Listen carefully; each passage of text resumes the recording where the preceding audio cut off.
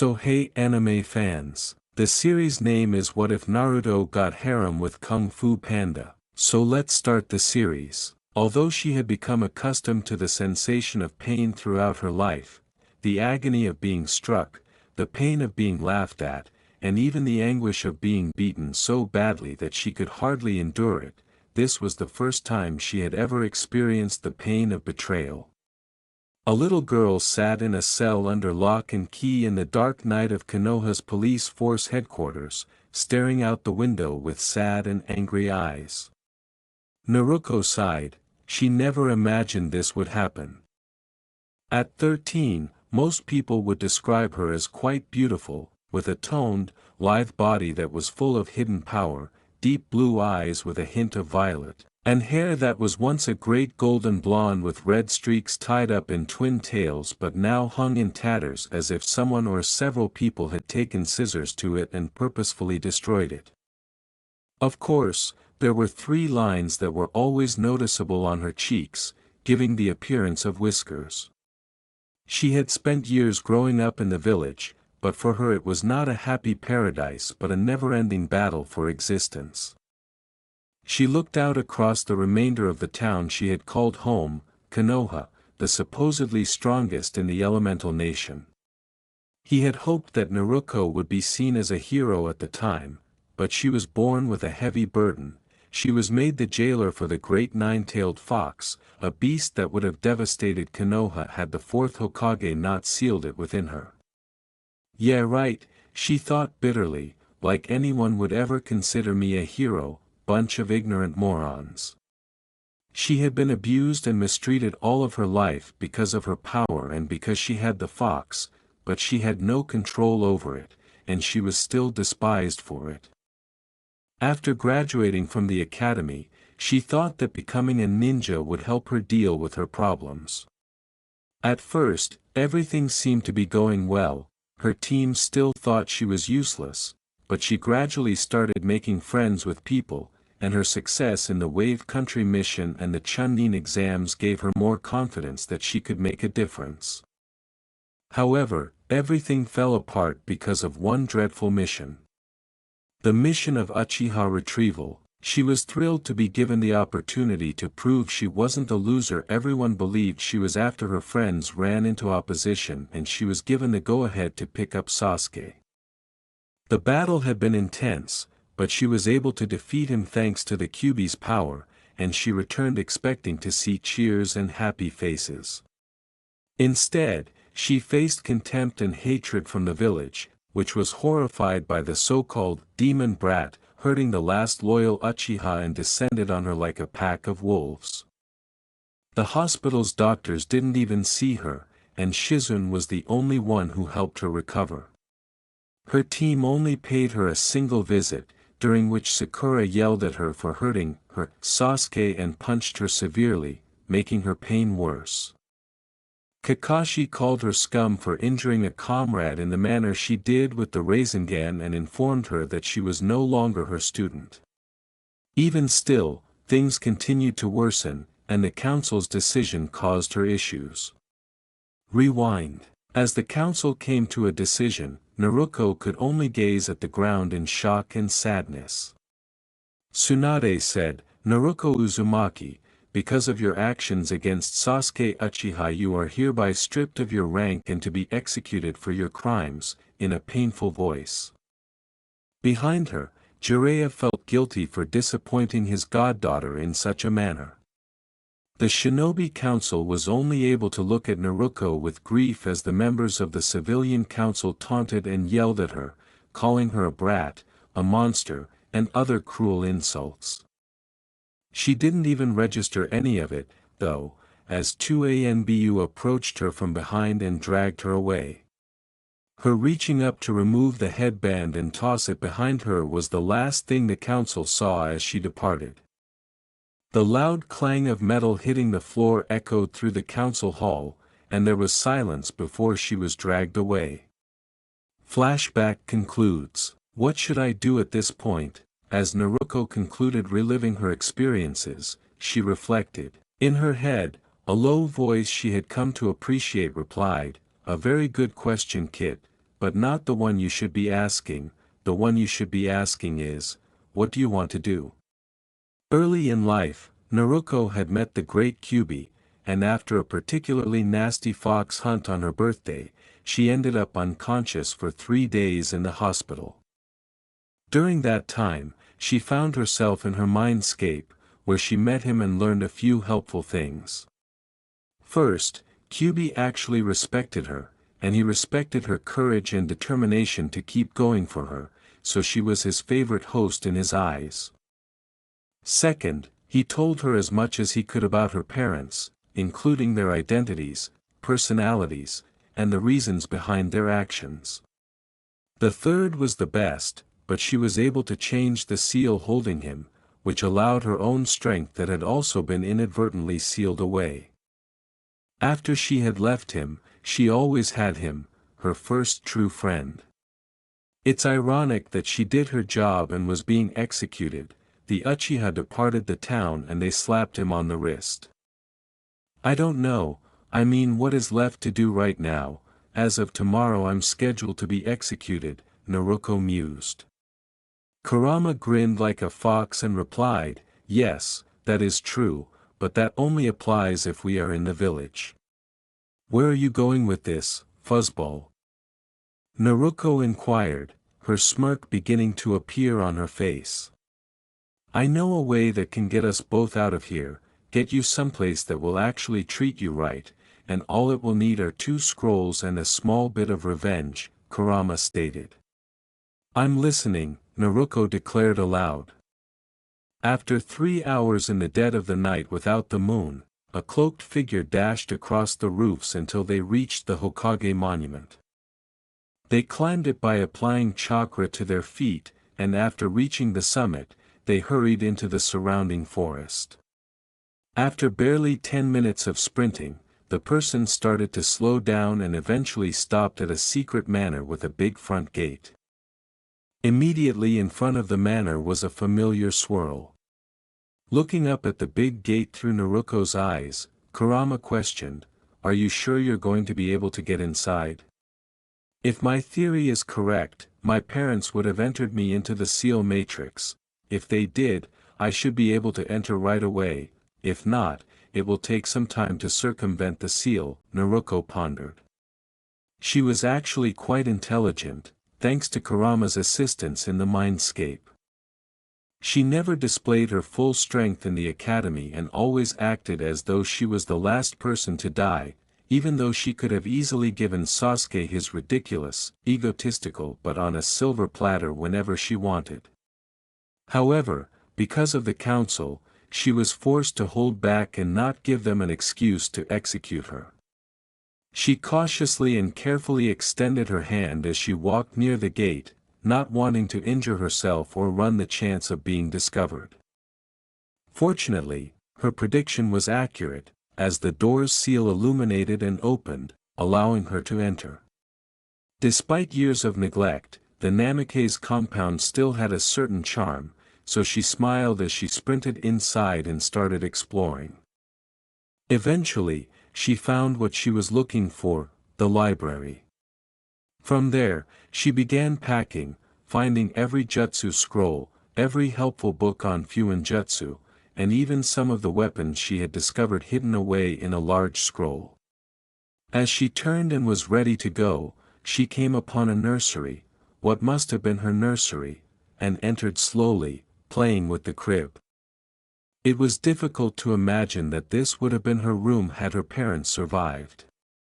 After a moment of reflection, she sighed and turned to go when she saw a letter on the desk. She picked it up out of curiosity and opened it. To Naruto, I'm writing this letter in the hopes that when you read it, we'll be sitting with you laughing at how ridiculous your mother is being, and if not, to give you something to remember us by. If you're reading this, then something went wrong on the day of your birth, and either Minato or I weren't there for you, and for that I'm really sorry. First of all, I'm your mother, Kushina Uzumaki of the Uzumaki clan. I assume you've already heard about your clan from someone, but just in case, here are the facts. You come from a long line of Uzumaki, who were once the leaders of the island village where our clan lived, Uzushiogakyur. We were the best Fuinjutsu masters in the world, second to none, so hopefully you have a fondness for the art. Unfortunately, during the Third Great Shinobi War, Kumo, Kiri, and Iwa destroyed the village, leaving only a few survivors. Living in Konoha introduced me to your father, Minato Namikaze, who I fell in love with. That's right, sweetie, your dad is the fourth Hokage. A heavy burden that I hope you never have to bear. Being the Jinchuriki of the nine-tailed fox was another task I was chosen for because I was an Uzumaki. I had to endure people constantly looking down on me, but I persevered and eventually gained their respect the hard way, so it was ultimately worth it. If I am not there and you hold the Kyuubi, remember that love is what tames the beast. Naruto, I cannot express in this letter how deeply sorry I am if I am not there for you, but I want you to know that your father and I love you with all of our hearts. Make a promise to me that you will always be there for you, no matter what. Take it and make your ancestors proud of you, take it and remind the world why the Uzumaki were regarded as legends for their seals, and take it and create a happy life for yourself. This scroll contains my own Fuinjutsu kit and all of my seal studies. Be careful, I have to leave now. Love, Mom. Naruto felt tears streaming down her cheeks by the end of the letter.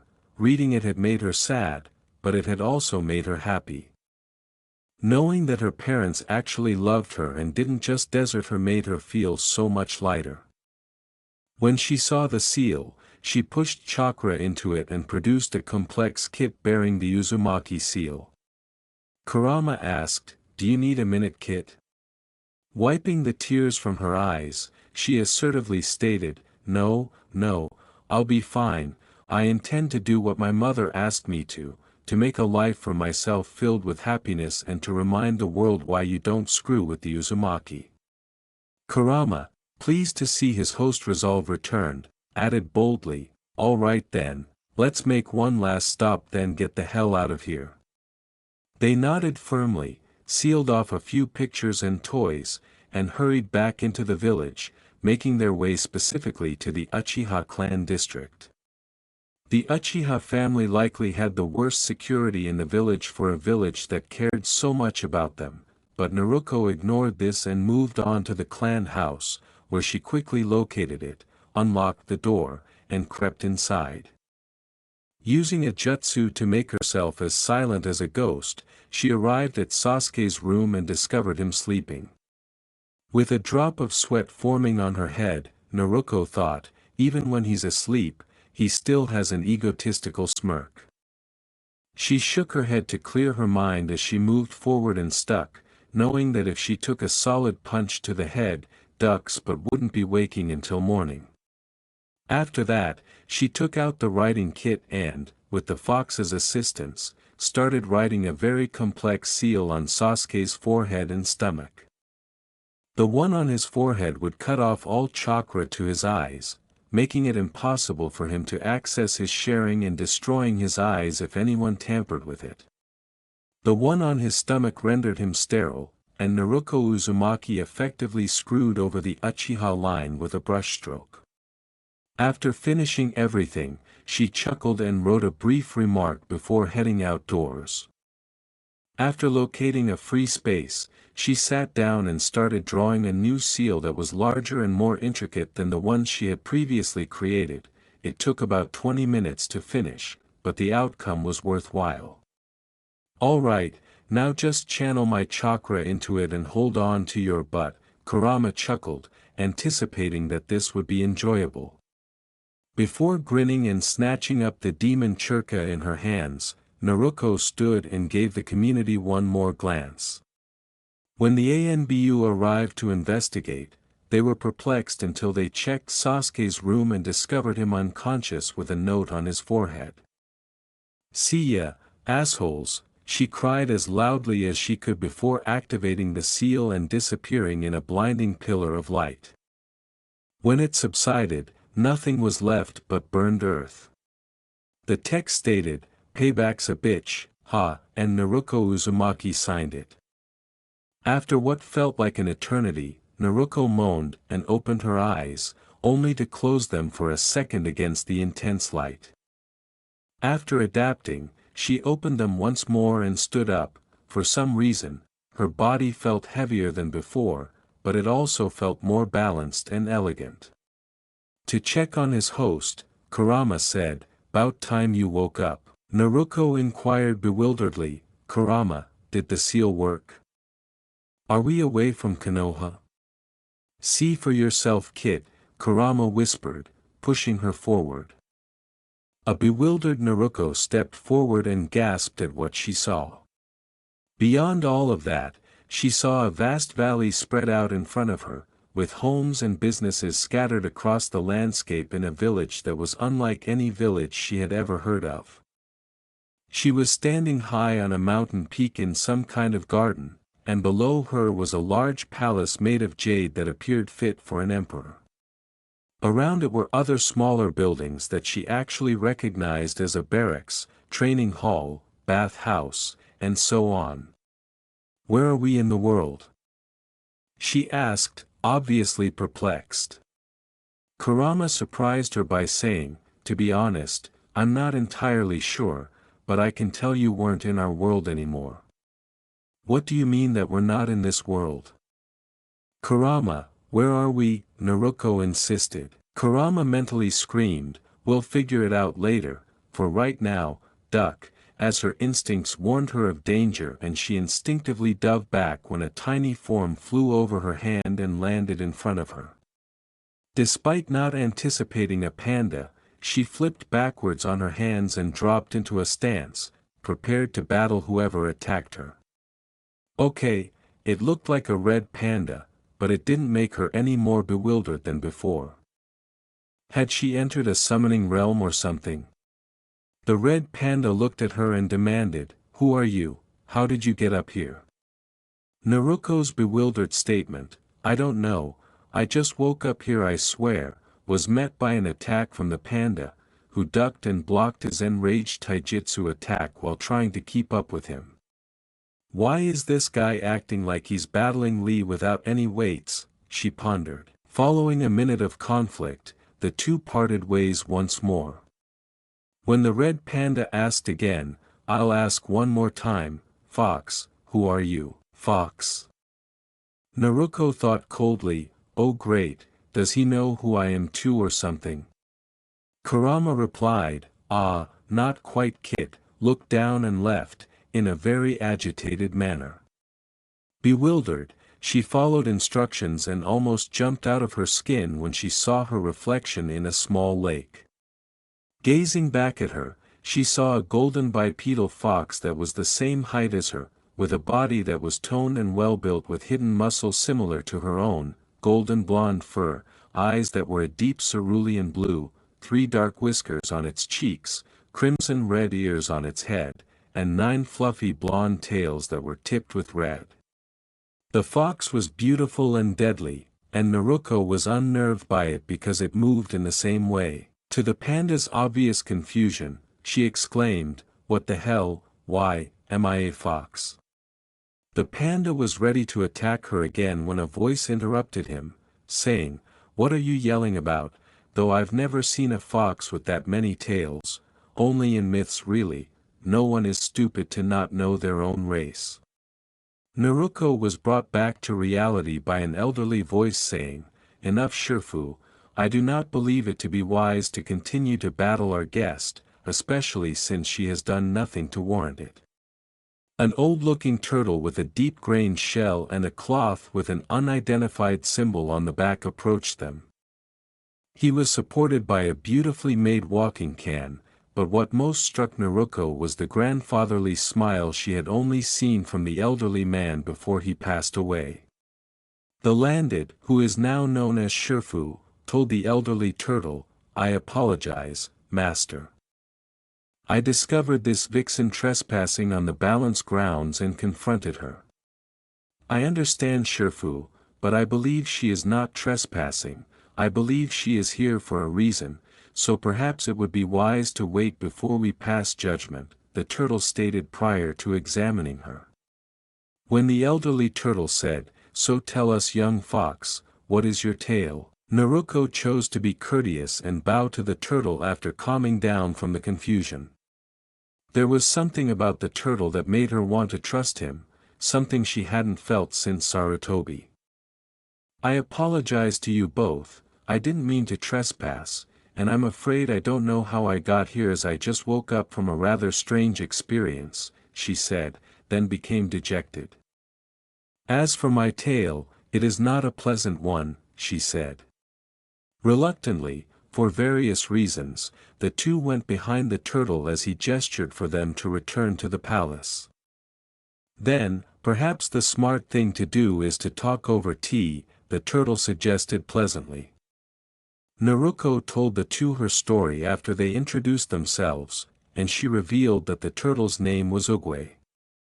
She didn't omit any information because she felt comfortable sharing the specifics with them because her new fox instincts seemed to calm down around them. When it was all over, Shifu appeared poised to murder someone, and Oogway appeared melancholy. How could anyone do that to a child, especially for something they had no control over?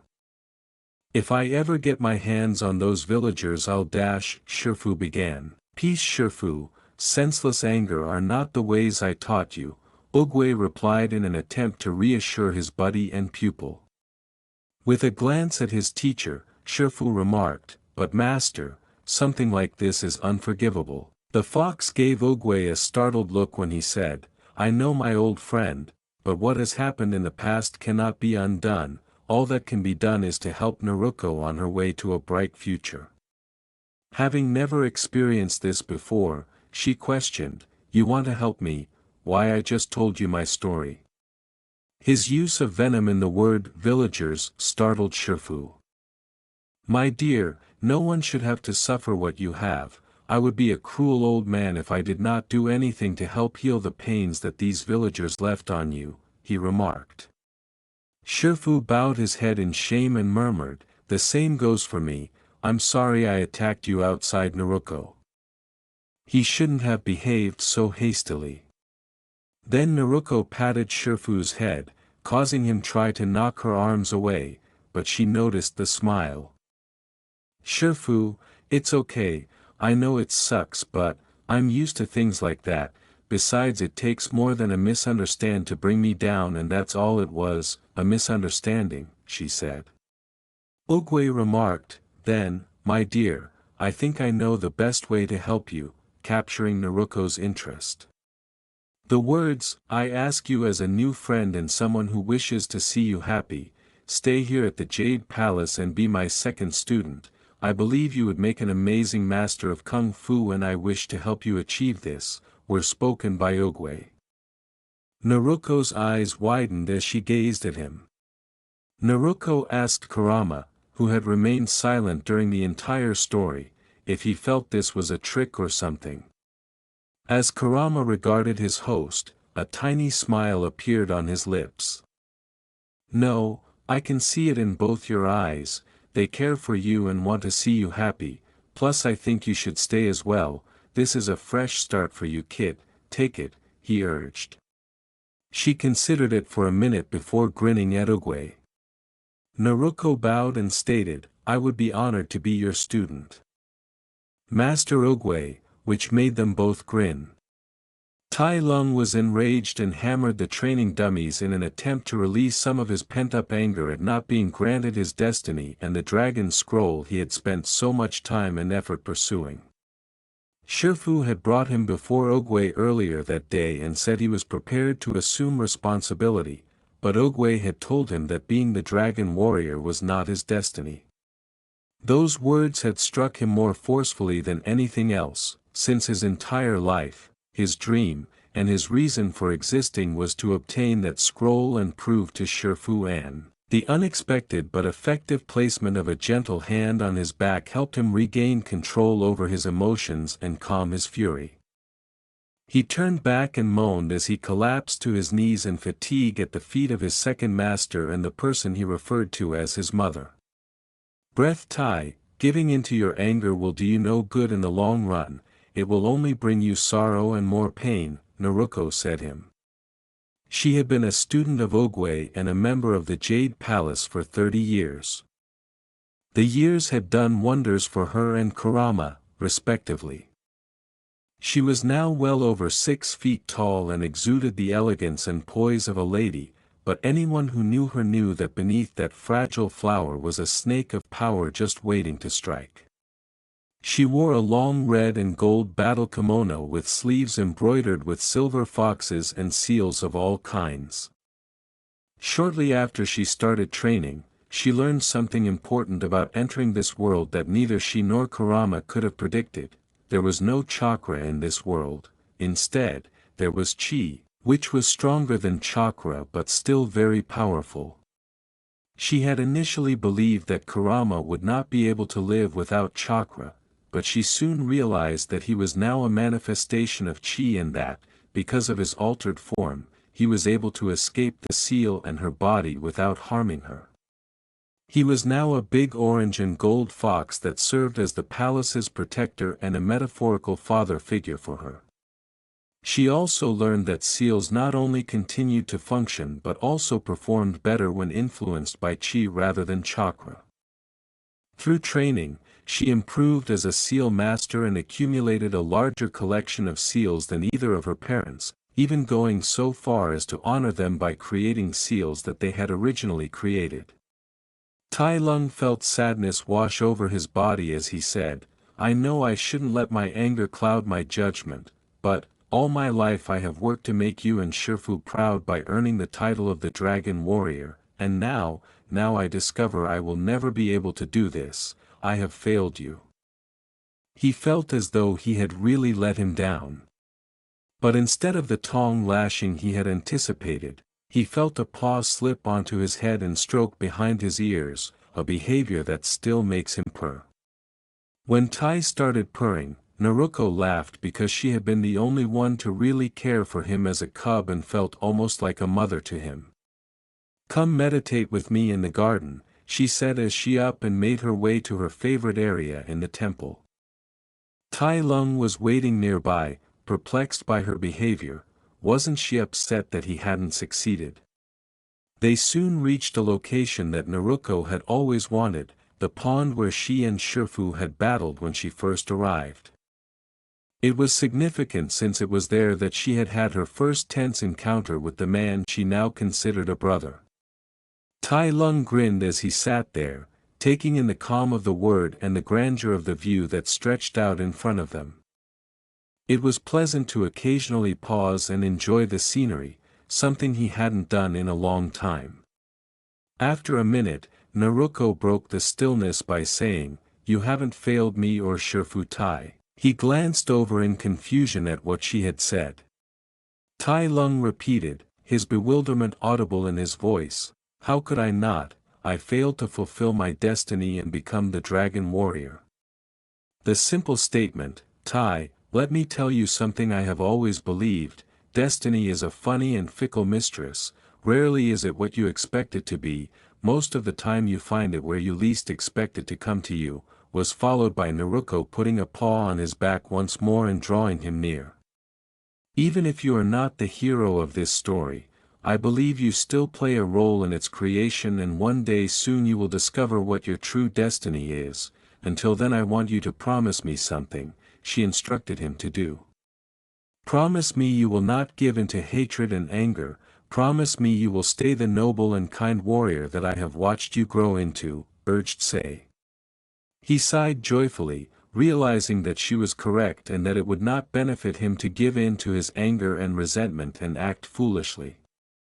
Instead, he would show her that he was still a fine man and that he would find his destiny when the time came. He joyfully exclaimed, I promise you, mother, before she released him.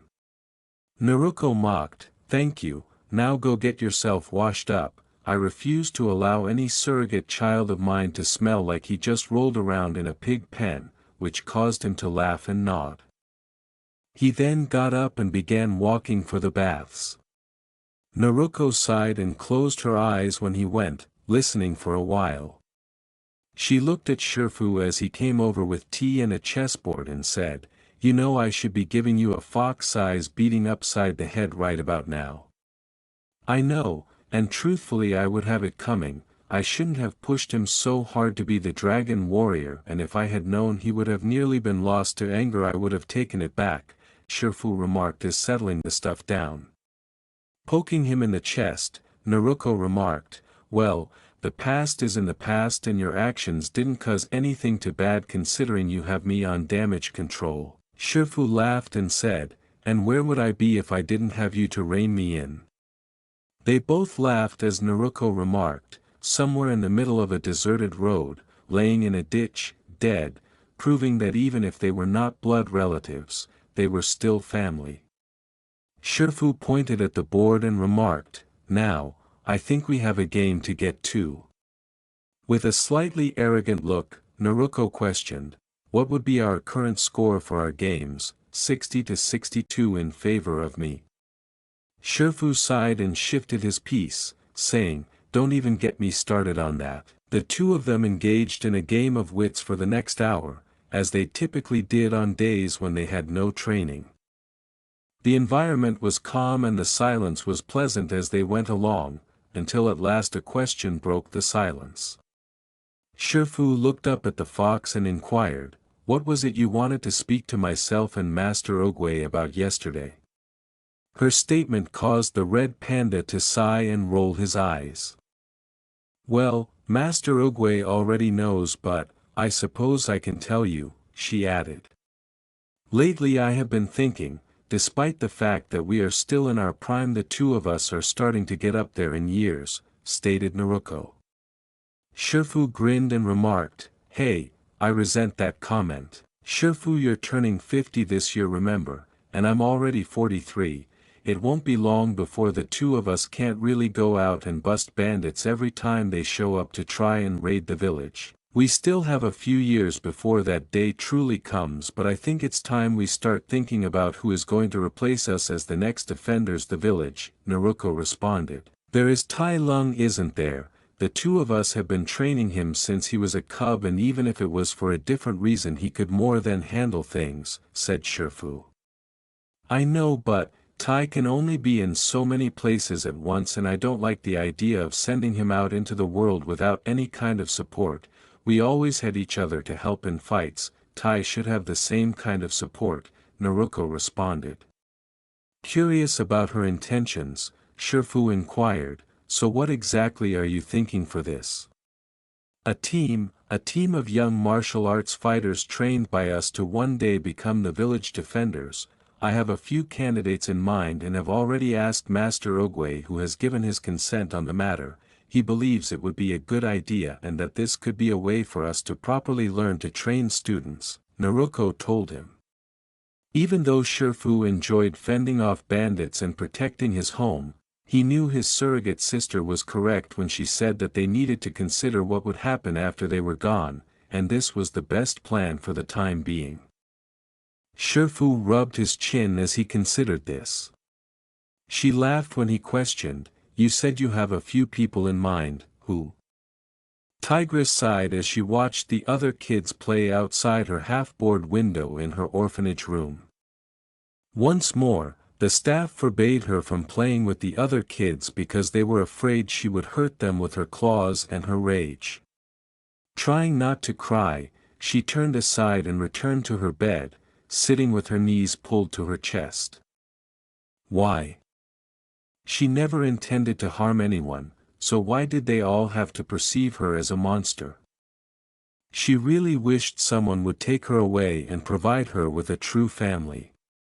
She was distracted from her thoughts when she noticed something on her nightstand that made her smile. She went over, picked up a scroll, and stared at the rough but rather lovely drawing of the one person who had ever been kind to her and attempted to help her control her wrath.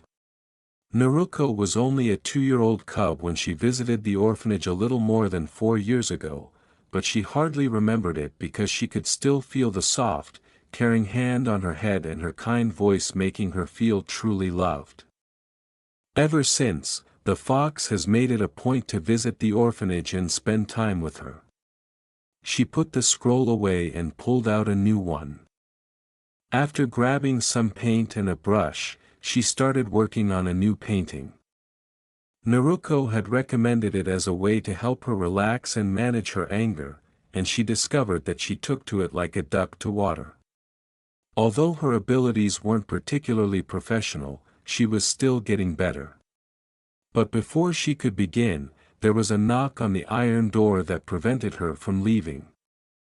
Glancing over, she noticed that it was open, and she grinned broadly when Naruto entered. "Naruto," she said joyfully and dashed into the fox's arms, grinning as she was embraced. Naruto connected with Tigress on a level that most people couldn't, partly because she understood what it was like to be shunned by others because she was so different and partly because she had witnessed what the caregivers didn't. The other kids would intentionally agitate Tigress to make her angry and then blame her for their error. "I was wondering where my little sister was. Did those mean workers decide to do something stupid again?" Naruto said. She sadly remarked, "Yeah, I tried to tell them it was the other boy but they didn't listen to me again, wishing they had have done so she wouldn't have to remain in jail." Naruto stated, "Well, I have some good news for you." "What?" exclaimed Tigress, who rarely received good news. "As of today you no longer have to worry. Today you're coming back to the temple with me," Naruto replied.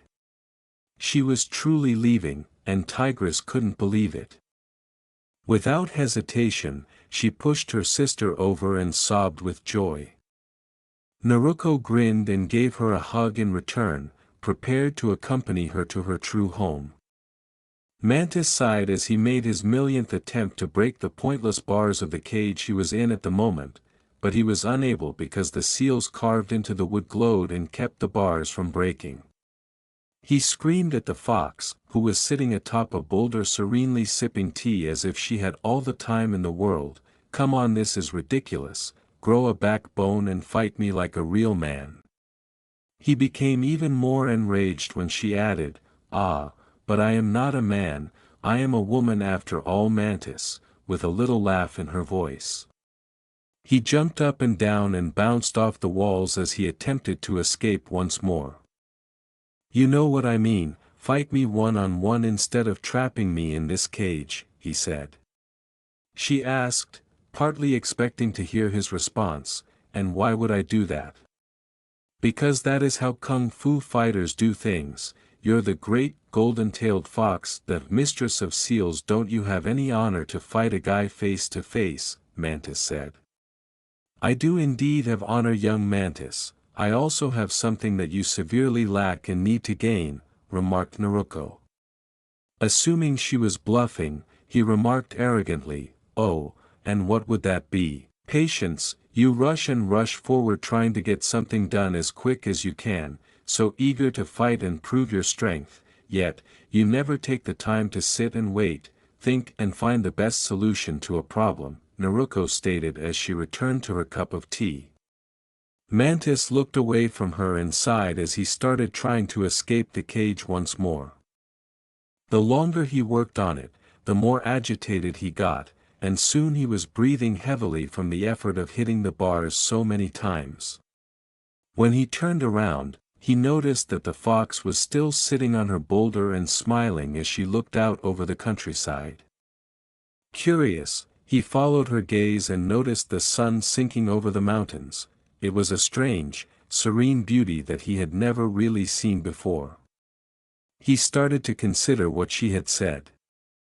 He had always been a warrior who charged in head first, and on numerous occasions, it had caused him pain. Was it really that easy to help him stop that with patience? His mind came up with a notion, and he just stood there, eyes closed, as time went by around him.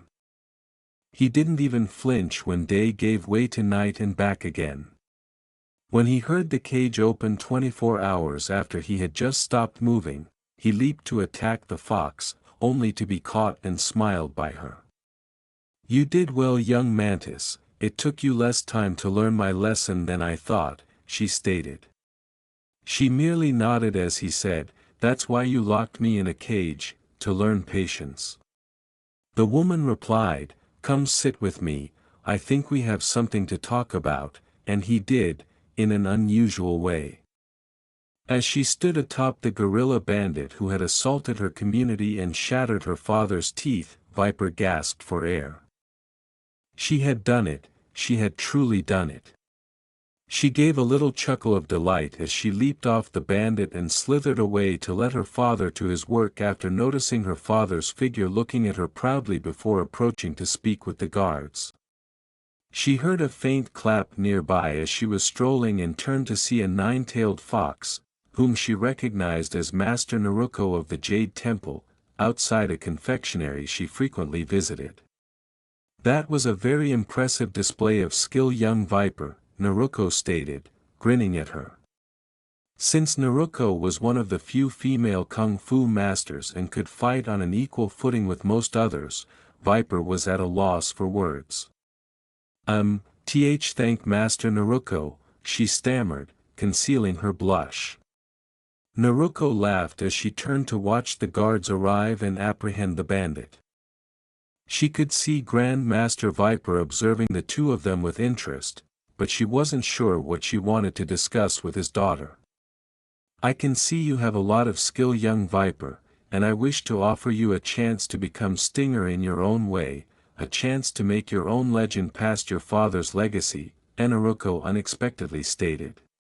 The offer was incredible, but she wasn't sure if she could accept it. The bravery she had shown in battling the bandit had vanished, and she wasn't sure what to say. "Thank you, Master, but I don't know if this is the kind of thing I could do," Viper replied. Naruto grinned and nodded at her despite her sadness. "I understand, it would be a big step, and if you're not comfortable that I will not push you into it. However, if you decide to change your mind I will be at the gate of the village tomorrow morning," Naruto stated and left her to speak to her dad. Viper tossed and turned that night as she considered the offer the Fox Master had made her. She had talked to her father, who encouraged her to make the decision she would, but she was still unsure for a while. Then she recalled the bravery she had shown in battling the bandit, and she wanted to experience that again and prove she was as good as her father. Naruto waited until daylight the following morning, then sighed and turned to go when she heard someone say, "Wait," it cried, and Naruto turned back, grinning at the juvenile snake's approaching form. They left the village without exchanging words, the Viper prepared to begin creating her own narrative. As he exited the registration area, Crane let out a little sigh. Despite regaining his confidence and finishing the crazy course that was set up, he was still denied admission due to his thin build. He heard footsteps behind him as he was leaving, intending to just return to his janitor closet and resume his work. "You know, I have to say I have been training for many years and never in all that time have I seen such a spectacular performance such as what I just witnessed in there," someone stated. The enormous, golden-tailed fox of the Jade Temple behind him was grinning softly at him as he turned, startling him. "Despite what those rock-headed trainers inside think, I see talent in you, Crane, a talent that would be wasted letting you stay a janitor for the rest of your life," Naruto stated in a surprise to him. Crane asked in confusion, "Wait, why you think I have talent, even though my body is skinny?" All of the trainers inside said that his body build would never allow him to be a run kung of master, but here was one of the best kung fu masters in China, a student of the style's actual creator, claiming to have that talent.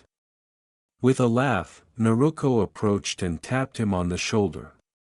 "I'll tell you a little-known secret, Crane, size doesn't matter when it comes to kung fu, what matters is your drive and your perseverance, to have the will to grow stronger and push past what everyone thinks of you," she remarked as she continued to walk.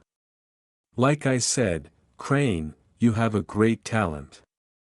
If you want to find out whether you have the drive to use that talent, then meet me on the docks tomorrow at noon, she remarked plainly before leaving the building. Crane's brain took a moment to process what he had just heard, from a kung fu expert no less. He returned almost instinctively and began cleaning the gym once more as he considered what she had said. When Mei Ling discovered her pal, she asked him, "Crane, are you okay?" Crane said, Yeah, fine, just had a very strange encounter," jolting himself out of his reverie. Curious, Mei inquired, "With who?" "Oh, just Master Naruto of the Jade Palace, no one huge," he remarked nonchalantly, and Mei's mouth dropped to the ground. Curious and strangely thrilled, she inquired, "Well, what did she saw?" "She said I have talent, and if I want to see if I had the drive of a kung fu master to meet her on the docks tomorrow," he said. Mei paused to consider what he had said for a minute before grinning. She questioned, "You are going right?" Crane first remained silent, but he knew the answer. His words, yeah, I think I am." Crane failed to arrive at work the following day. It was so simple to beat the losers, and he still believed they deserved it after what they did. He didn't intend to let them off the hook anytime soon. Monkey grinned as he relaxed on the roof, but there was still another attempt to expel him from the town and another fight he got into. He was thinking when a voice behind him said, a female voice behind him exclaimed, "My, seems you have been busy, young troublemaker," shocking him. He leaped to his feet, turned to look at an unidentified fox, and stared at her. He said sarcastically, "Yeah, and what's it to you?" She stated plainly, "Nothing much, just that I plan to be the first to defeat you," before lowering herself into a combat position. Monkey grinned and followed suit, assuming that this would be a simple fight because he only needed to take her belt as usual. However, when the fight started, the two charged at one another and engaged in blow-for-blow combat, but despite his best efforts, Monkey was unable to obtain her belt. She shocked him by saying, "That's not going to work on me, I don't wear belts," and the fight nearly ended when she pinned him. After getting battered at last, he remarked, "All right, what do you want me to leave the village or something?" with a hint of sadness. She answered, "Nothing of the sorts, young monkey, I just wished to see something," and as he gazed at her, the monkey grew perplexed. He inquired, "And, what did you want to see?" "You're hurt, no one looks past your mask and you hide it well, but I can see it. You have known pain before, monkey, and have never been given a chance to learn compassion. I wish to show you that lesson," Naruto stated with a paw raised. Not knowing why, Monkey's entire being was screaming for him to grasp her paw. He did so slowly, and as they connected, he saw images of a team, a family, and good people supporting him flash before his eyes. He grinned as she pulled him up, knowing that this was the beginning of something significant for him. They had traveled for several months, but now they were all in front of her, prepared to develop and learn together. "You are all here for different reasons, but, in time I hope to see you stay together for one reason. I intend to train you into a team, train you to become masters so that one day you can carry on the legacy of Kung Fu and be protectors of all of China as I am," Naruto stated. Monkey, Mantis, Viper, Crane, and Tigress all turned to stare at her. Little did they realize it at the time, but this was the beginning of their legend, the legend of the Furious Five. Naruto stated, "Your training begins, now." Naruto dodged another double strike from the monkey and ducked behind her from the Viper's onslaught, saying, "Come on you guys, you're burning daylight and we aren't leaving this ring until you have at least landed a hit on me." 15 years had passed since she had enlisted the 5 courageous individuals she thought had the potential to surpass her in Shifu and greatness, and she had not been proven wrong during that time. She saw them grow stronger and wiser every day as they fought, sparred, and spent time together. Many things had changed in the Valley of Peace since the five arrived. Naruto and Shifu started to back off and leave the village in their hands, and they started to view the young teenagers as the village's protectors. Mantis learned patience and the art of working as a team. Viper had emerged from her father's shadow and forged her own path in life, fighting the way she wanted. Crane's confidence had skyrocketed as he learned how to fight in a style that actually fit him. Monkey had learned to let people in and to get along with them better. Naruto and Shifu had trained the children into the ground and rebuilt them. Tigress had learned to temper her emotions without closing herself off and make friends with people without fear of hurting them, and Mantis had learned patience and the art of working as a team. To the side, Shifu and Tai Lung were playing a game of Chinese checkers and watching the fight while Kurama lounged under a large sakura tree, occasionally peeking out to see what was going on. At the moment, the five were standing in the sparring ring trying to do something that they had been unable to do for so long, land a hit on Naruto in a 5-on-1 spar.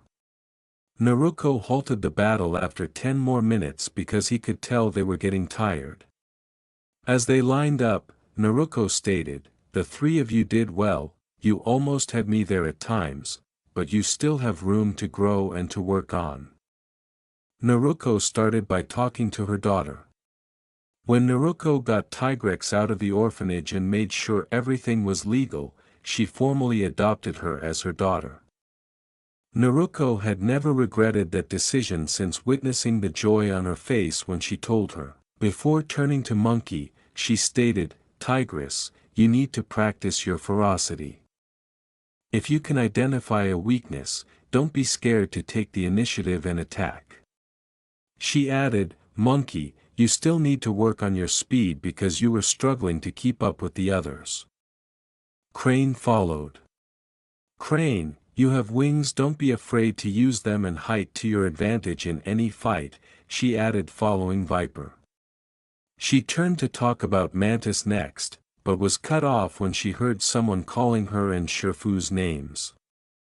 "Viper, your stealth needs work, remember the deadliest serpent strikes from the shadows," she said. "Master Shifu, Master Naruto, I have a message for you from Master Oogway," Zing, the young boy, shouted as he ran toward them. Shifu stood up as the two bowed, and Naruto glanced at her students before nodding. She informed them, "You're dismissed for the day, go inside and wash up for dinner," before she and Shifu hurried to the palace. Their teacher didn't often send them messages. To Tai Lung's amusement, the five started to groan and almost passed out as soon as they were gone. In an attempt to gather his breath, Mantis said, "Okay, was it me or was Naruto extra brutal on us today?" The majority of them had been barely conscious during the spar. After 15 years of training, Tigress stated, "I don't know, I know I say mom can be a slave driver when she wants to be, but this was ridiculous," as she laid on her back attempting to regain feeling in her limb muscles. As they gazed at the big snow leopard, they heard someone laughing. "She just wants you five to be ready in case something happens. If you haven't noticed, the number of attacks that she actually helps you fight off has gone down drastically. She's prepping you for the day it's just the five of you out there," Tai Lung remarked with a chuckle. Mantis grumbled, "You know you helped defend the village too, how come you're not out here getting your tail handed to you?" Tai Lung had calmed down a little once he came to terms with not being the dragon warrior, but he still assisted in defending the town, but only in cases of genuinely grave necessity. He helped them up and headed for the bathhouse, saying, "Because, unlike you five, I can actually hit her. Now come on, you best get cleaned up unless you want to miss dinner." Naruto and Shifu ran up the stairs on the opposite side of the palace, then skidded to a halt to regain their breath. After that, they approached their master's motionless shell in a composed manner. "Master Oogway, Naruto replied, bowing respectfully, "You wanted to see us." Shifu bowed and inquired, "Is there a reason you called master?" Naruto gave him a gentle backhand to the head for being impolite and impatient. It wasn't until Ogwe started to free himself from his inverted concentration that the shell responded. "Do I need a reason to see my two oldest friends and students?" he inquired, smiling warmly at them, something they had grown to find comforting after many years. "I suppose not, master, still though from the way Zing was acting we thought there was some kind of emergency," Shifu replied. As cryptic as ever, Ogwe remarked, "I suppose you could say there is, in a way." Naruto, becoming agitated, said, "What is it, master?" in order to get the five ready. Instead of responding, Ogwe moved over and started blowing out the numerous candles that were lining the walls. He had done the same thing years prior when the two meditated to help them develop patience, but in this instance, Shifu's nerves overcame him, and he extinguished them all with a single gust of wind infused with chi. "You were saying," he replied, disregarding Naruto's scowl. With a disturbed expression on his face, Ogwe remarked, "I have had a vision. A grave evil is approaching our valley, an evil that if left unchecked could destroy everything we have worked so hard to protect." As soon as the two students' minds were filled with images of conflict, death, and devastation, Shifu was the first to respond, instructing Zing to warn the guards to double their numbers and take all necessary precautions to be ready for an attack without warning the public. In the meantime, Naruto tried to calm herself and steady her breathing because it would not help to jump into a scenario that isn't ready and then pay for it later. As Ogwe started to make his way to the holy pool, he remarked sadly, "I am afraid the guards will do little to stop this evil."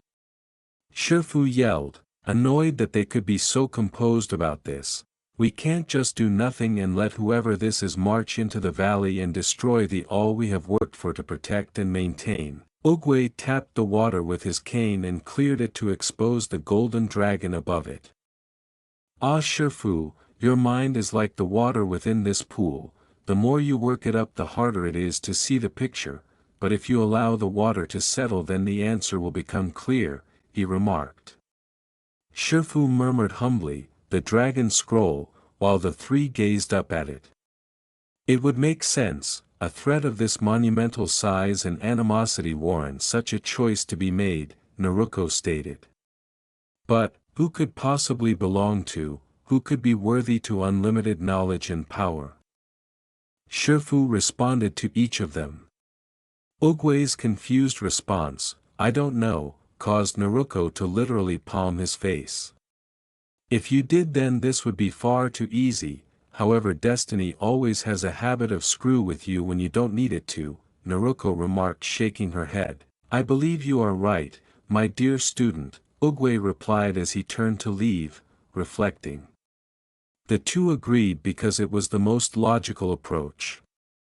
"Tomorrow we shall host a tournament. Your students will do battle to see which of them has earned the right to wield the scroll," Ogwe eventually stated. After everything was resolved, the two left, but Ogwe shouted out to Naruto before they could do so. "You should know, Naruto, in my vision I saw shadows of your past returning to face you. Some will come as friends, others as foes. I do not know if they play a role in the events of the evil to come, but be ready for when they do," Ogwe cautioned, leaving an ice feeling in Naruto's stomach. While Naruto prepared supper for the five that evening, Tai Lung, Shifu, and Naruto sat and spoke in the dining room. Tai Lung expressed disapproval of that perspective, saying, "So we have no idea what this threat is or how to prepare of it. The only hope we really have is this tournament tomorrow to see which of the five are the dragon warrior." Naruto put the dishes in front of them and said, "Unfortunately yes, but have faith in them, Tai. They have been working hard and I believe Master Ogwe is right, this tournament will reveal who the dragon warrior is, I can feel it." Viper looked at the fox and asked, "Any kind of advice you can offer us, Master Naruto?" She told them, "Fight your hardest and don't give an inch, each one of you is strong in their own right and I know you will do amazing," before they began to eat. The group imitated her, and the room fell silent. Everyone went to bed after dinner and cleaned the room so they could recover for the following day's activities. With a sigh, Naruto took a seat on her bed. Naruto questioned Kurama, who was dozing off against a wall. "Today just did not go the way we figured it would, did it?" Considering all the unpleasant surprises Naruto had to deal with as she grew up, Kurama said, "Look on the bright side, at least you know what's coming and you can prepare them for it. That's more than you ever got back when you were learning." "I suppose you're right, still though I can't believe someone from the past is actually going to show up. You don't think it could be the Leaf Village after all this time, do you?" Naruto responded to the Biju. She laughed when Kurama reminded her, "I can't say, but if they do come, remember that you are not alone and you sure as hell aren't the same knucklehead little girl you used to be." The two of them laughed when she said, "The council would probably have an aneurysm if they saw what I have become today," but the laughter soon stopped as they relaxed. After a few minutes, Kurama's tail twitched as he glanced at the door. Kurama remarked, "Heads up Naruto, looks like you have a stressed out cub," as Tigress peeked in through the open door. Naruto asked her while she was sitting up, "Can't sleep?"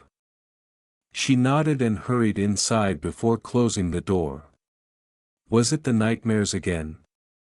Naruto asked, receiving another nod.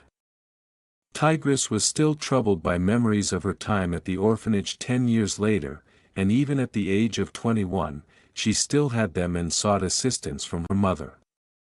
Tigress approached and sat down after Naruto silently patted the bed beside her. Naruto grinned and gave her cub a hug while massaging her ears. Naruto smiled as she replied, "You have nothing to be afraid of, sweetie. Your mother is always going to be here for you." Eventually, she heard her purr softly, and she smiled as she fell asleep while still holding her cub. No matter how old she became, she would always be her cub. The following morning, before the gong rang, Naruto got up and walked around the village early to make sure everything was in order. The people who were awake stopped and bowed to her or spoke to her for a little while. This was something she tried to do as frequently as she could. She eventually found herself in a small noodle store owned by a goose and his adopted panda kid, which is one of her favorite spots in the entire community. "Good morning, Mr. Ping," Naruto began as he approached the counter and noticed the goose was already working diligently to get ready for the day. Smiling at the fox, Mr. Ping replied, "Ah, Naruto, good to see you, just stopping in for a chat or should I make your usual," and she demonstrated how to prepare his second most popular meal. Naruto replied, "You know I think I will have a bowl this morning," licking her lips in anticipation. "All right, one bowl of miso ramen coming up," Mr. Ping stated as he started working. Yes, Naruto was still obsessed with ramen and had trained the valley's top noodle chef how to prepare it. As she sat down to wait for her meal, she inquired, "So, is Po up yet?" "Not quite yet, but, you know how he is, he won't get up till the crack of noon unless you drag them out," Ping remarked chuckling before finished the order and handing her the bowl. "Want me to go and wake him up for you? I'm pretty sure some of my methods could do the trick," Naruto asked smirking mischievously. "And risk flooding my store like the last time you did? I think I'll pass," Ping remarked with a confused look.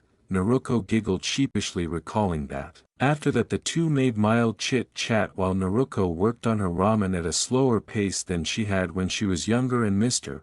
Ping finished up preparing his ingredients for when customers finally came in. Naruto took a break after finishing her dinner because the store was beginning to fill up with customers and she needed to get ready for the event. As she returned to the palace, she discovered that everything was in full flow for setting up, checking the occasional firework here and there, and heading up to the training barracks to find her trainees eating as if it were their final supper. "Oh good God, you five act like we are about to send you to your deaths, for goodness sake, relax and loosen up, all it is just a normal tournament to test you, not some life or death contest where the loser is killed," she soothed them, making them loosen up a bit. "Sorry, we're just a bit nervous since even though it's just a tournament, well you said it yourself, this will show who the dragon warrior is, and whoever that is holds the fate of the village in their hand," Monkey stated, not much helping the issue. "Then don't think about it like that, think about it as just a way to test your skills and see how far you have come without fighting each other. Don't focus on what comes after this, focus on the here and now," she reminded them, making them relax. She was right and they were being dumb. Naruto had them meditate on the Jade Palace's roof after breakfast, chat, and unwind until Shifu and she announced them. After that, they were allowed to come and take things seriously. He might have been a better trainer for the five, but Naruto always connected with them on a deeper level, something he had only accomplished with Tai Lung because he was the one who reared him the most. "Did you have a talk with them? They seem less tense," Shifu said. "I did, I told them to worry about this and not about the fight ahead, no sense getting them distracted from what they have to do now by worrying about the future," Naruto replied. Standing on the elevated platform, she and Shifu watched as the palace servants hurried about finishing the preparations for guests to arrive. After everything was ready, the doors opened and people from all over the valley poured in to witness the dragon warrior's unveiling. Oogway grinned and remarked, "Truly a sight I did not think I would ever live to see," as he observed the tranquil residents taking pleasure in the little celebration they had organized prior to the competition. "Something I doubted any of us would see in our lifetimes, though in a way I am glad we finally get to see who has the right stuff to take on the job," Naruto grinned. She had always hoped to see this and was happy that students would be given the opportunity to try for the honor. Zheng moved to the center of the arena once the courtyard was full. Before they could close the doors to prevent any damage from escaping out of the courtyard, Naruto swore she saw a red and white shape running for them. "Let the tournament begin," he said, ringing a gong to get the crowd to cheer.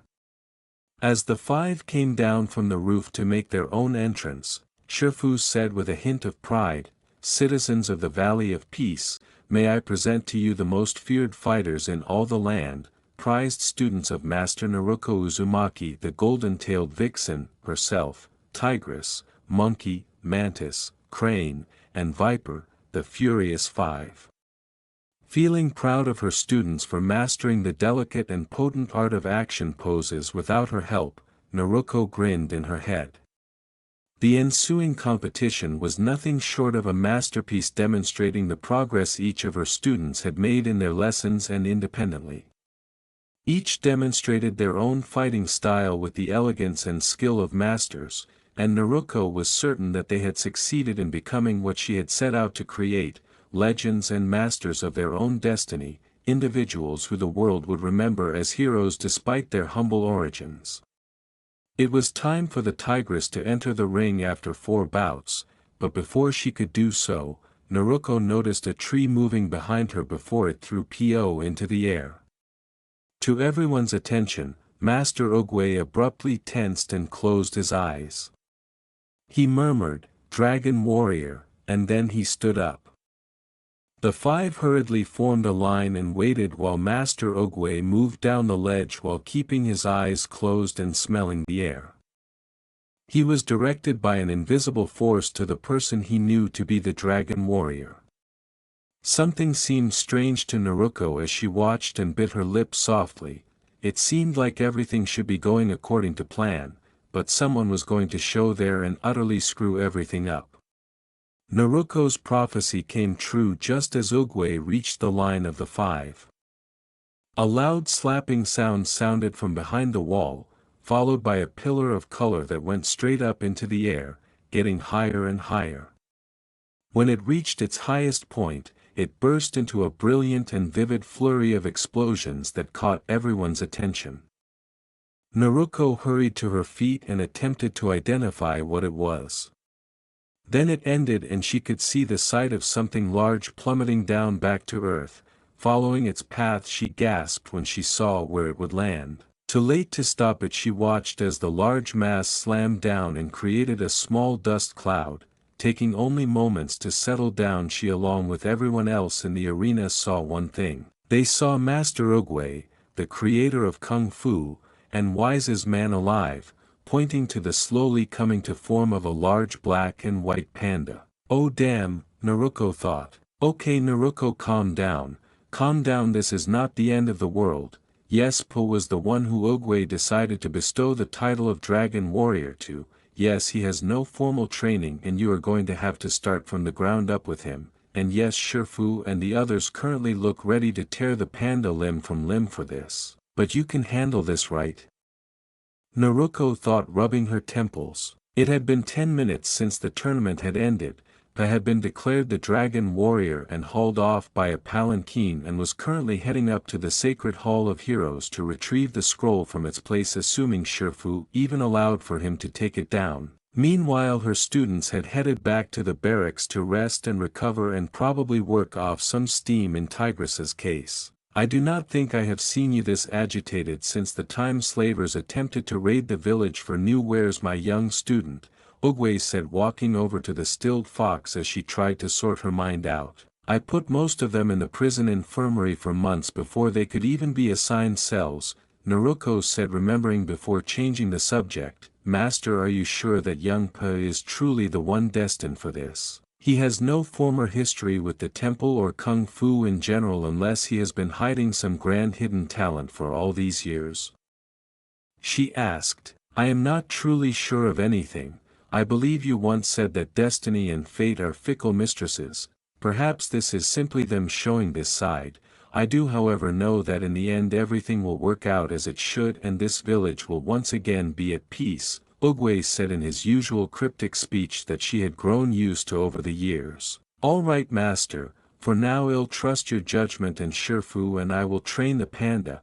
Knowing him, he won't like it, but that old red panda doesn't like a lot of things nowadays. However, if for any reason this village falls into danger and he is not ready, then I don't care if the Dragon Warrior is the answer to everything or not. Myself and my students will take up the job we have always had, Naruto said to her master.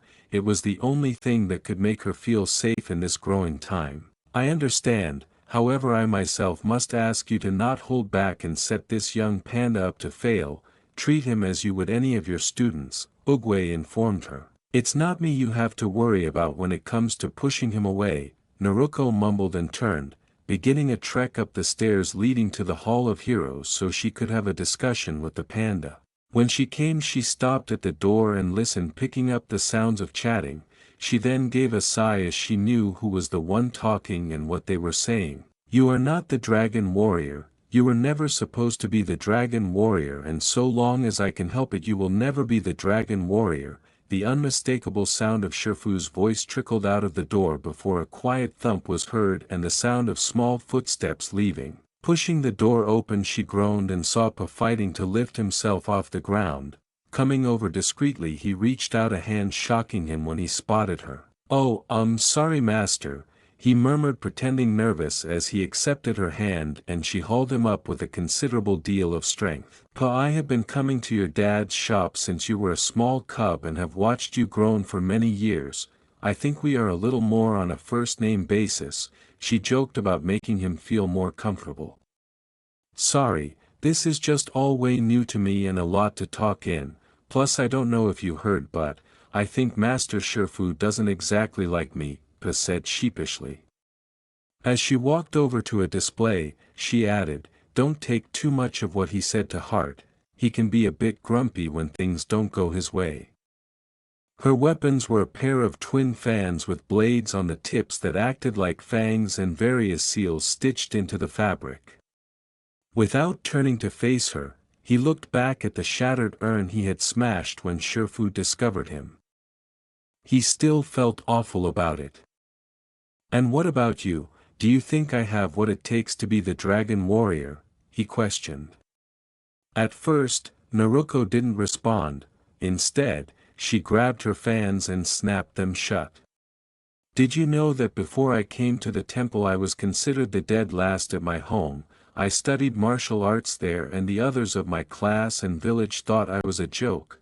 When I arrived here and taken under Master Uguay's tutelage I made these fans myself and swore one day I would master them. I practiced year after year, rain or shine, spring or snow, until finally they were like a part of me, she told him while performing the complicated fan kata. She smiled at him and replaced the fan on their mounts, leaving Po with nothing to do but stare with a slack jaw as slash marks appeared on all the pillars surrounding them.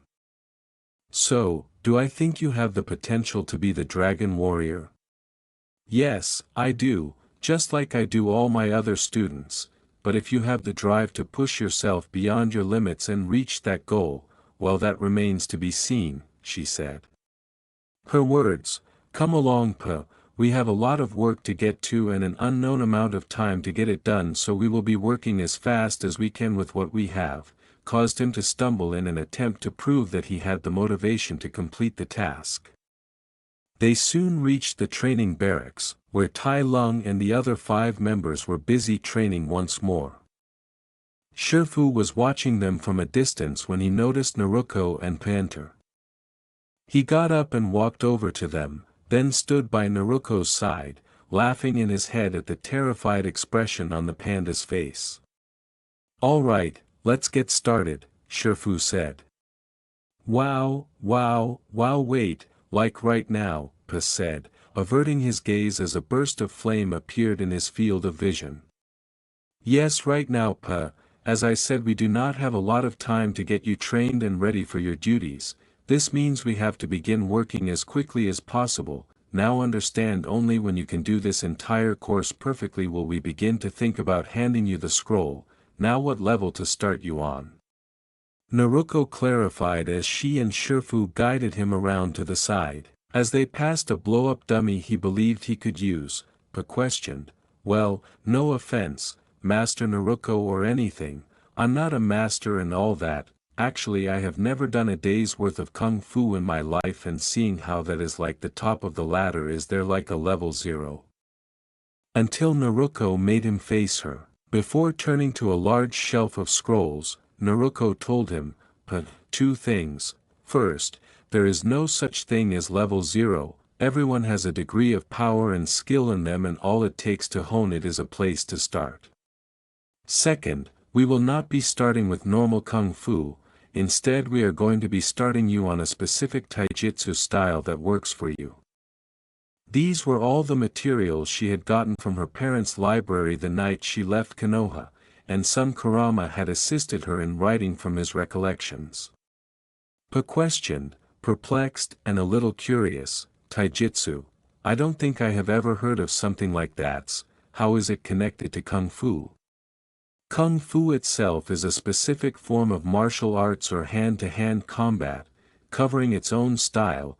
Taijutsu is the same with a different style. There are hundreds of forms of hand-to-hand combat styles, as it is just different ways different people fight. Most people can start from kung fu and break out from there, however in your case we need something different to get your body ready to learn the art of kung fu. So instead we are going to be using these scrolls to find you a taijutsu style to help condition your body and give you a place to begin at before we work on others, Naruto said. "So first you're going to teach me how to fight, then you are going to teach me how to be the dragon warrior," Naruto replied with a nod. When Naruto said, "Yes, that would be correct, now help me search and see if you can find something that looks like it would work for you," Pa nodded and started looking through the scrolls for something that seemed appropriate for him. By this point, the others had stopped and approached, and they all recalled this section from when they first received a taijutsu style from Naruto. With 2 scrolls for Naruto to examine, Pa said, "Hey, what about these 2, think they could work for me?"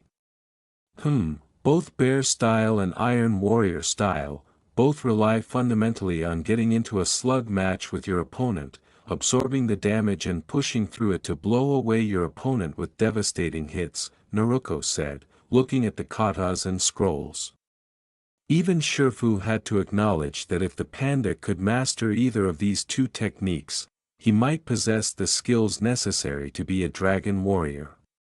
He has more than enough of a build to be able to take anything he is hit with, then deal it back twice as hard. Put some muscles on him and we have a potential living wall of power on our hands, Shifu said. You're right. All right, but given the movements and requirements for each of these, I think the best we should choose for you would be the Iron Warrior style while incorporating some elements of bear into it, Naruto stated as the panda danced gleefully in place. Pa asked, punching the air to lose himself in his own reverie, so where do we start? Breaking rocks, chopping bamboo to pieces. Tai Lung, who was looking at the scroll over his shoulder, stated, hold it there big guy. Your body, while normal for a panda, doesn't even come close to the kind of physical requirements and expectations needed to use this style effectively. You saying I'm fat? Po inquired, feeling a little offended by the remark.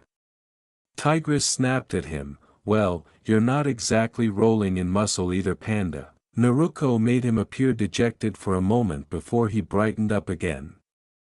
Tai and Tigress are right, Pa. For now myself and the 5 are going to be helping you with body conditioning and strength exercise, also working on what you eat and losing some weight. You do this right and it shouldn't take that long for you to get where we need you to be, Naruto said. All right then, bring it on. I'll get myself in shape in no time. Besides, it's just weight training and conditioning. How hard could it be? Pa replied. As he climbed through the temple's mountain pathways, Pa shouted, you are a sadistic and evil fox, while Naruto remained motionless and sipped a cup of tea on his back. Oh, stop whining, Pa. Compared to what I had to do to get where I am now, this is nothing. Besides, the last 3 miles have been nothing but flat land. The last 2 back to the temple are all uphill and I don't want to be back late, so pick up the pace, she said, causing him to sob in pain as he accelerated. You know, I wonder if she is being a little vindictive for what happened today and him messing up your chance to be the dragon warrior, Monkey said. He and the others were behind the 2 to ensure that Pa didn't pass out while on the trail and to retrieve his body if he did. Tigress made her and the others shudder when she said, well, mother, never passes up a chance to get some revenge when something pisses her off. At least she is forcing him to do hard physical exercise. Remember what she did to us the one time we decided to sneak out and attend that festival and came home drunk. It was a memory they wore and would never allow themselves to relive.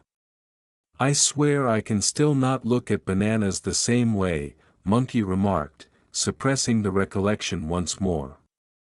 Tigress continued, in any case, we are certain that the panda will be the dragon warrior at the end of this training, whether he wishes to be or not.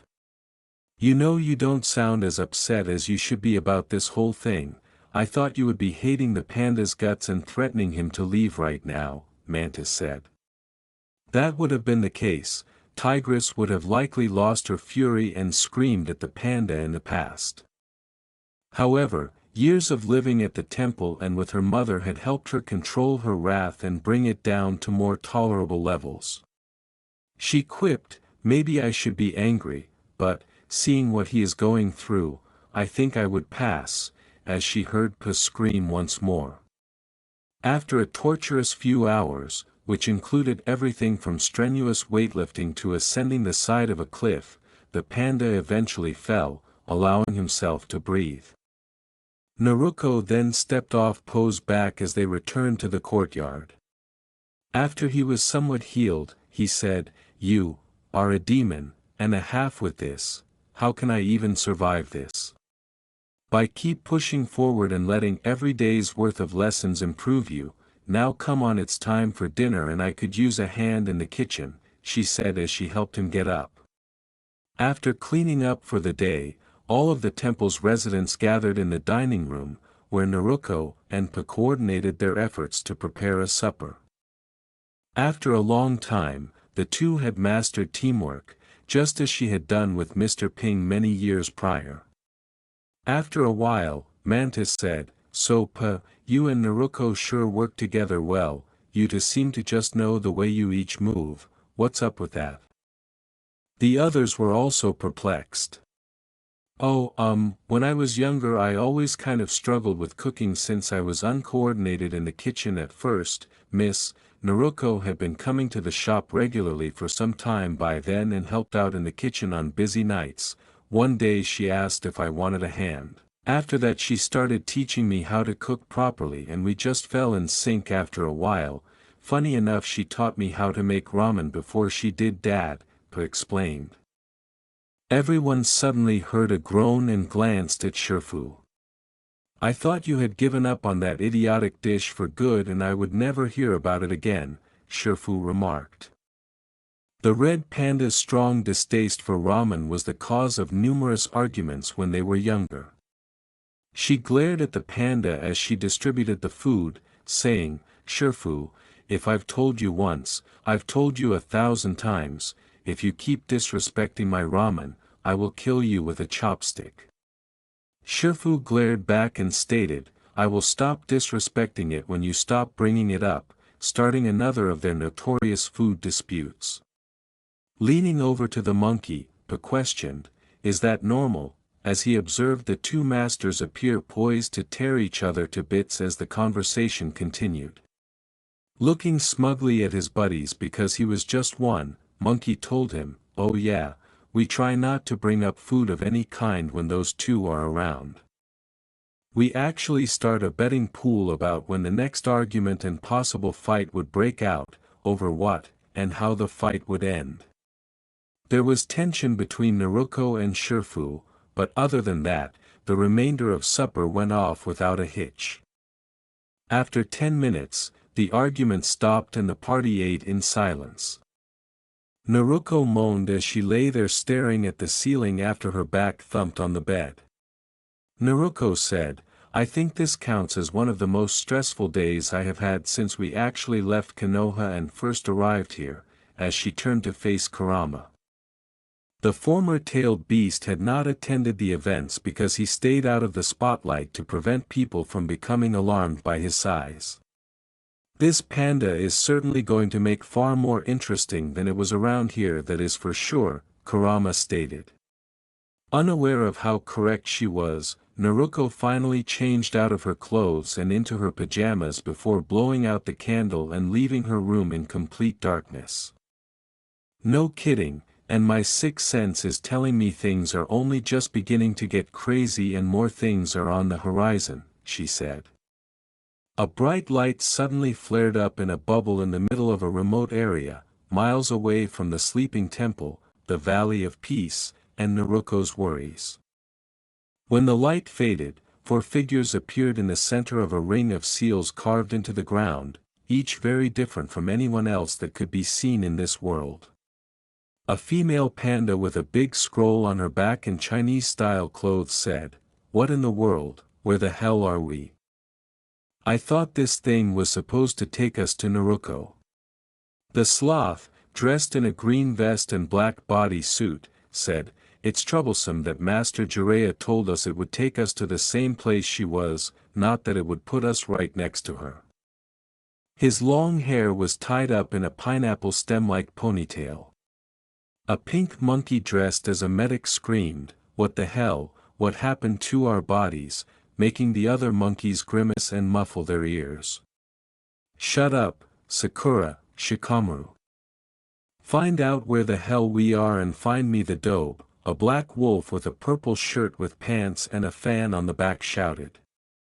Shikamaru glared at the haughty wolf's back and scolded him, "You aren't leading this mission, Sasuke, you don't have the right to give me orders." Sasuke grumbled, not liking that someone disagreed with him. "I don't care, I want to find that girl and kick her ass until she gives me back my eyes, then I'll use them on her and force her to give me that power she has before hauling her back to be executed," he said. Tenten sighed as she watched Sakura swoon over her ideal boy. Since Naruto had left the village, everything had quickly gotten worse, with everyone kissing the last Uchiha's ass. She and Shikamaru were the only ones who still cared about Naruto and didn't intend to bring her back. After Shikamaru eventually remarked, "Come on, let's see if we can find a town and get some information about where we are, and maybe see if anyone has seen her," the four of them started to walk down the road in search of the closest village, completely oblivious to the hell they had just unintentionally entered. Over the course of the following few days, there was a good likelihood that any random civilian who happened to wander onto the property and witness what had been going on behind closed doors would have dismissed the entire situation as completely bizarre. As promised, Naruto had started her mission and was torturing Po almost every day. Both Naruto and Shifu subjected the panda to harsh and completely insane exercise regimens to condition his body to their specifications and teach him how to use his new taijutsu style effectively.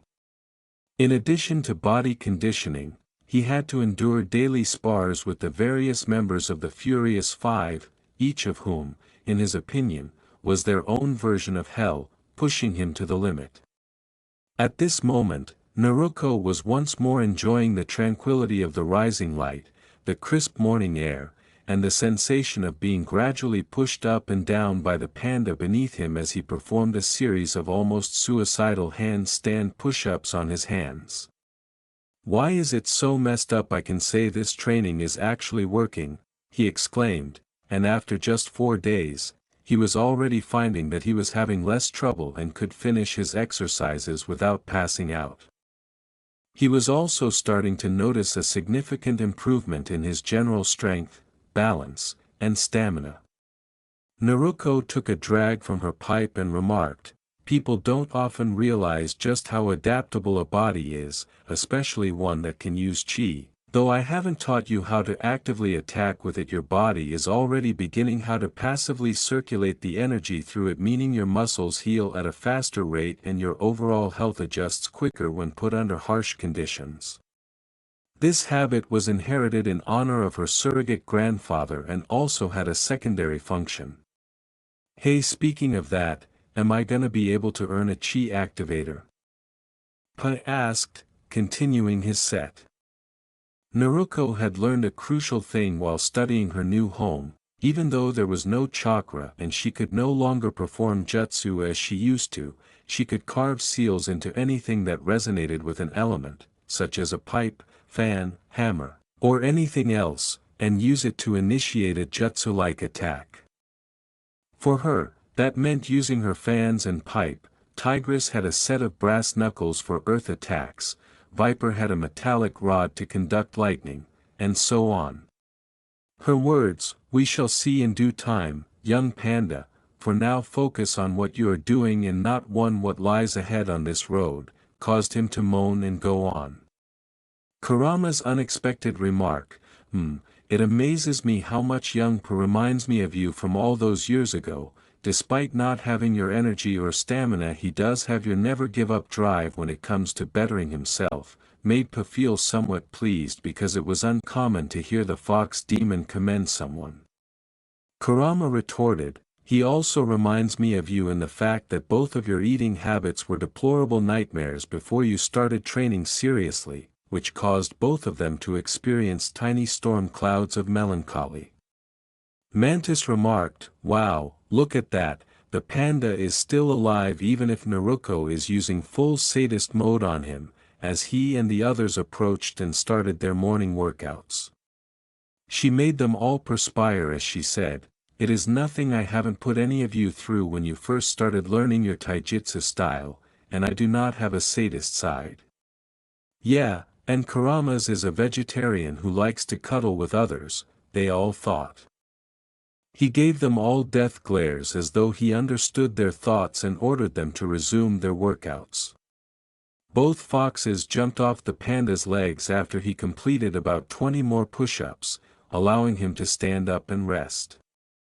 "Very good, Pa, your conditioning is coming along well, and I imagine in a few weeks you will be able to start the first set of katas for the Iron Warrior style," but for now though it is time we move on to a new set of exercises," she said, leading him out into the gardens while grumbling.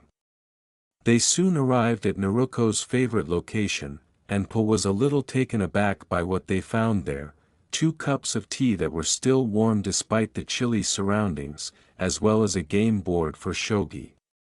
He remarked in confusion, "A game of shogi, how does that help me?" But he sat down when Naruto asked and took a seat herself. "In the many years I have come to enjoy here, I dedicated myself to trying to understand the mind and spirit more. My knowledge of seals and my prowess with harnessing chi and using it in battle are simply one such examples I tend to draw on the most when I am asked what I mean by that." She began to make Po more perplexed. "In the time I have used to study these 2 things I have learned a few things, the first of which is this: the mind and the body are linked and one cannot grow without the other. If one wishes to better themselves as a person, then they must do what they can to not only improve their strength but must grow in knowledge as well," she said. He agreed and nodded. "The next I learned was this: the greatest weapon of a warrior is their intelligence, their ability to see a battle and picture every outcome in their mind before it has even begun, to see the world in a different and unexpected view from the others around you," Po replied, and it suddenly occurred to her. "And that is why we are playing shogi, so my mind can grow and improve just as much as my body can. That way when I actually do have to go out and fight I will be more prepared and won't just have to rely on brute strength to win," he remarked with a chuckle. She put her pipe in her mouth once again and took the initiative on the board after stating, "You're smarter than people give you credit for. Master Ogwe is the only other person who has managed to figure out what I have been saying without me holding their hand. I must admit I am impressed." She said, "Now then, shall we put that cunning mind to the test?" And they started playing wits. Away from the strange training method, the 4 Konoha shinobi stood by the village's entrance gate, gazing up at the magnificent gate in town. Tenten questioned, "You sure this is the place, Shika?" The previous 3 days had been difficult, but they had little trouble regaining their lost abilities after acclimating to their new bodies. The issues had arisen when they started looking for information. The first of which was, of course, Sasuke.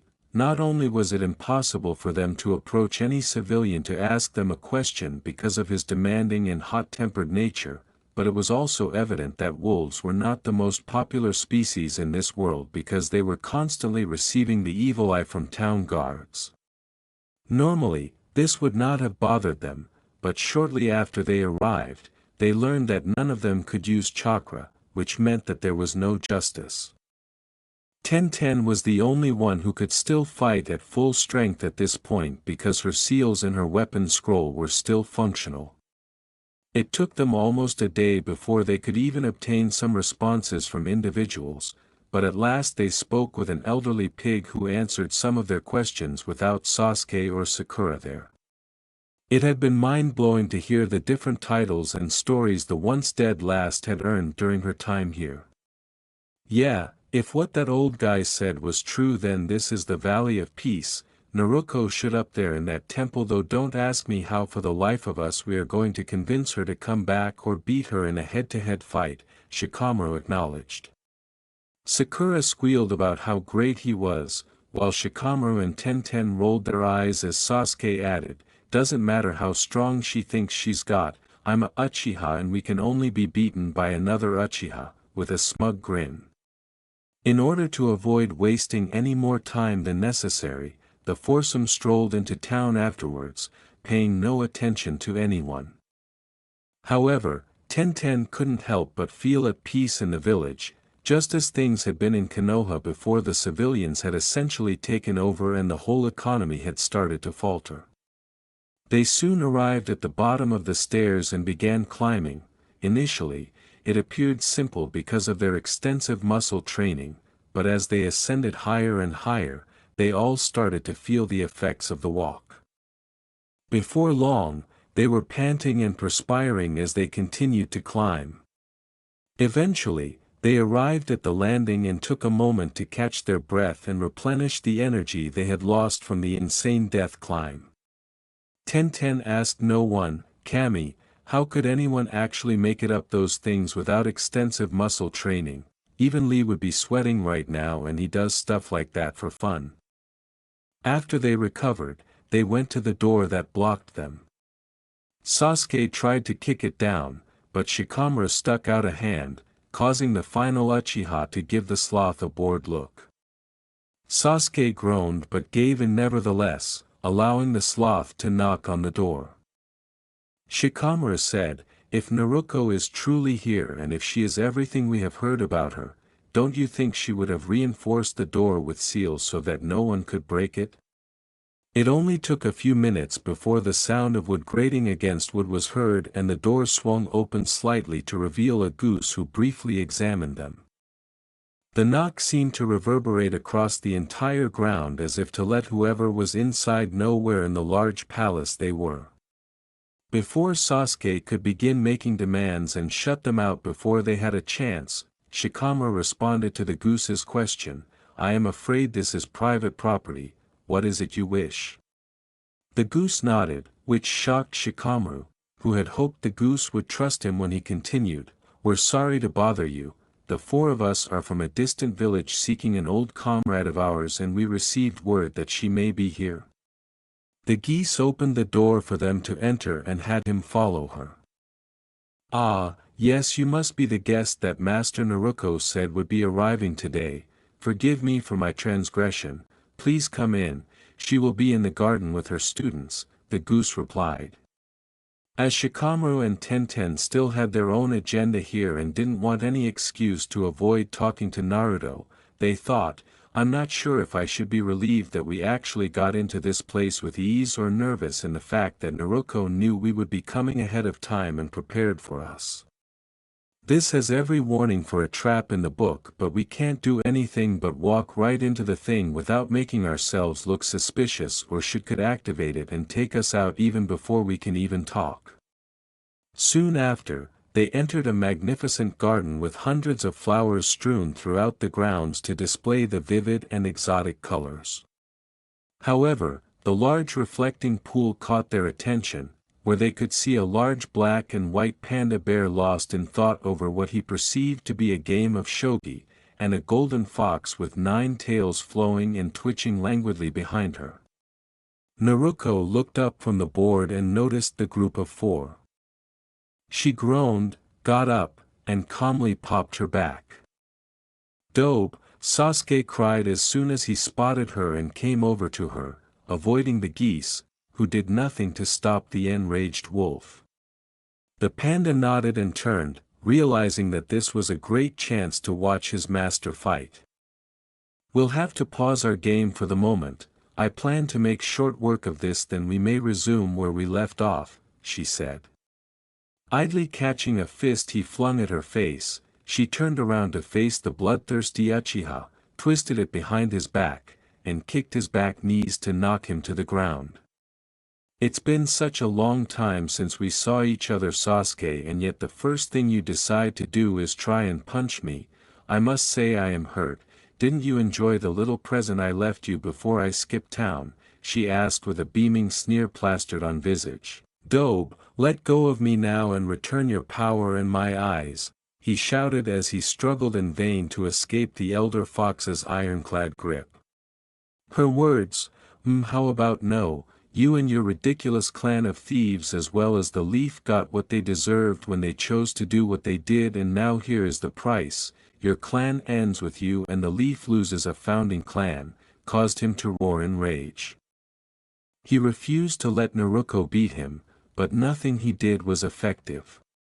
Sakura shrieked, Sasuke, let him go, you damn demon bitch, as she ran toward her and attempted to use her might on her. Before she could go 2 feet, a brass knuckle bounced off the pink monkey's head, sending her into a state of pleasant dreaming. Do you want to play with him or do you need assistance with that one, mother? Tigress inquired. She had arrived at the gardens in search of Naruto in connection with some mother-daughter time, and she just responded appropriately upon discovering this circumstance. No, I believe I'll finish this up shortly. However, would you be so kind as to keep an eye on those two for me to ensure they don't try anything? She inquired, gesturing with her tail to the panda and sloth who were merely observing their comrades with disdain and embarrassment at their weakness. Please let me go, I'm a Uchiha. You hear me, and you will show me respect. Sasuke's capacity to speak was cut short when he yelled into a precise strike to the neck. She calmly slapped him over the head and sent him to sleep with Sakura, saying, "Shush you, I am in no mood to deal with your whining right now, so I will not have any of it. Now then, be a good boy and take a nap, we will sort this out later." She replied, "Now then, would the two of you like to press your already fleeting luck and attack me in some way, or shall we just make this easy on everyone and you tell me what it is you want to tell me?" This surprised them, but they shouldn't have been that upset after hearing what they had to say. "We just came to talk Naruto. Unlike these two, we have no interest in bringing you back to that hell hole, though I imagine if we did it would not end well for them," Shikamaru remarked with a small grin. "All right, so tell me what you're doing here." She raised an eyebrow and sat down, and the two moved across from her. Tigress then went back to her previous seat so that she and P could play shogi while they conversed. Once they were both at ease, they shared their story. The village had been in a frenzy to try to get her back after she had broken out of the prison, and it only got worse when they found out that Sasuke had a seal that prevented him from using his Sharingan and creating more heirs for his clan. The village experienced an economic crisis shortly after several of its allies severed their ties with them and stopped providing them with any funding. The village attempted to win back their allies, but it was found that this was mostly because of how they treated Naruto, which caused them to leave them. As more civilians were brought in to solve the economic crisis and restore stability, life started to spiral downward from there. By that point, the civilians controlled almost the entire village outside of the clans, and Tsunade was merely a figurehead to maintain appearances. The council also continued to give Sasuke everything he asked for and kiss his feet as if he were a god, which only served to boost his ego. Finally, 3 years after Naruto escaped, the seal she had used to do it was solved and modified, and with orders from the council, Jiraiya made a replica and sent them through to retrieve her and force her back to the village to undo the damage she had apparently done. Naruto's secret as a Jinchuriki had also been fully revealed, and soon after, the entire village had cried out for her head, but nothing could be done because no one knew where she was. Thankfully, not everyone believed this to be the case. While the majority of clans and civilian-born ninja did call for her death, Tenten, Shikamaru, Konohamaru, Asuma, the Ichiraku, Jiraiya, Tsunade, and a host of others still cared for her and actively worked to keep her safe, which is why Shika and Tenten were on this mission. As Tenten said, "So that's pretty much it, we got picked by Tsunade to find you and make sure you were okay." After considering the tale for a minute, Naruto grinned. "Well, I guess payment finally came due. Thank you both for telling me this. I must admit it is interesting to hear what has happened in the village in the decades I've been here," she replied. "How old are you, Naruto?" "Decades?" Tenten inquired in confusion. Her words, "I will be celebrating my 48th birthday here in a few weeks," left them speechless. Tenten shouted, 48, and you still look like that," out of pure jealousy. It was unfair that she was a panda, although one with a lot of muscle and tone. In an attempt to make sense of this, Shikamaru remarked, "But, how is that possible? It's only been 3 years since you left." She said, "Time flows differently between the two worlds, or at least it did before you came here, which seems to have aligned our worlds and allowed them to flow parallel to each other."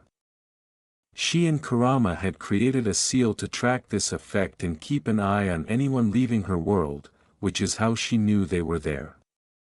Then you should know if we aren't back in 3 weeks then Konoha will send another larger team consisting of all the rookie 9 as well as Kakashi, said Shikamaru. Alright, so what comes next? I don't think either of you wants to go back to Konoha when this is all over, she inquired, and after a prolonged exchange of glances, that isn't really something we thought about at the time seeing how we just wanted to make sure you were okay, Tenten said glumly.